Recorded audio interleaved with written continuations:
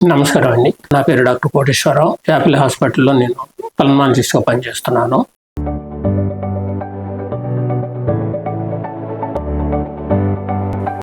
Pneumonias మనం రెండు రకాలుగా అనుకున్నాము. ఒకటి బ్యాక్టీరియల్ నిమోనియా, రెండోది వైరల్ నిమోనియా. ఈ నిమోనియాస్ ని మనము ఏ విధంగా గుర్తించాలి అంటే మనకు వచ్చే సిమ్టమ్స్ ని బట్టి ఇది ఏ రకమైన నిమోనియా అనేది మనం గుర్తించవచ్చు.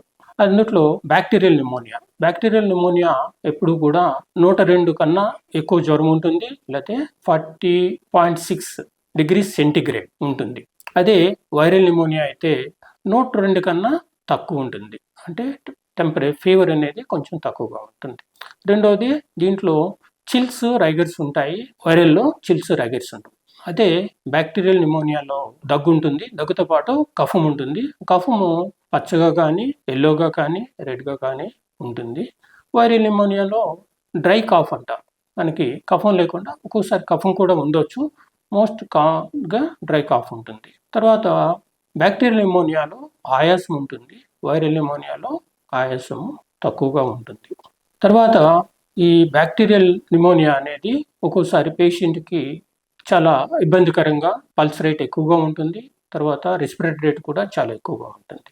అదే వైరల్ నిమోనియాకి వచ్చేటప్పటికి రెస్పిరేటరీ రేటు అంత ఎక్కువగా ఉండకపోవచ్చు, పల్స్ రేట్ కూడా అంత ఎక్కువగా ఉండకపోవచ్చు. బ్యాక్టీరియల్ నిమోనియా కన్నా వైరల్ నిమోనియాలో మనకి బాడీ పెయిన్స్ ఎక్కువ ఉంటాయి, మజిల్ పెయిన్స్ ఎక్కువ ఉంటాయి. తర్వాత మనకి ఇబ్బంది అనేది చాలా తక్కువగా కనిపిస్తూ ఉంటుంది, అంటే మైల్డ్గా ఉంటాయి. ఇవన్నీ కూడా హార్ట్ రేట్ మైల్డ్గా పెరిగినట్లు ఉంటుంది. ఇవి రక్త పరీక్షలో చేయించుకుంటే టోటల్ కౌంట్ అనేది చాలా ఎక్కువగా ఉంటుంది, తర్వాత సిఆర్పి కూడా చాలా ఎక్కువగా ఉంటుంది. అదే వైరల్లోకి వచ్చేటప్పటికి మనం పీసీఆర్ టెస్ట్ అని చేయించుకుంటాము. ఆ పీసీఆర్ టెస్ట్ చేయించుకున్నప్పుడు దాంట్లో అది వైరల్లా లేదా తెలుస్తూ ఉంటుంది. బ్యాక్టీరియల్ నిమోనియాకి వచ్చేటప్పటికి కల్చర్ చేయిస్తాం, స్ఫూటం కల్చర్ చేయిస్తాము. దాంట్లో ఏ బ్యాక్టీరియా పెరిగితే అది బ్యాక్టీరియల్ నిమోనియా అంటాము. అదే వైరల్ నిమోనియాలో కల్చర్ నెగిటివ్ వస్తుంది. ఇది బేసిక్గా వైరల్ నిమోనియాకి బ్యాక్టీరియల్ నిమోనియాకి ఉన్న తేడా.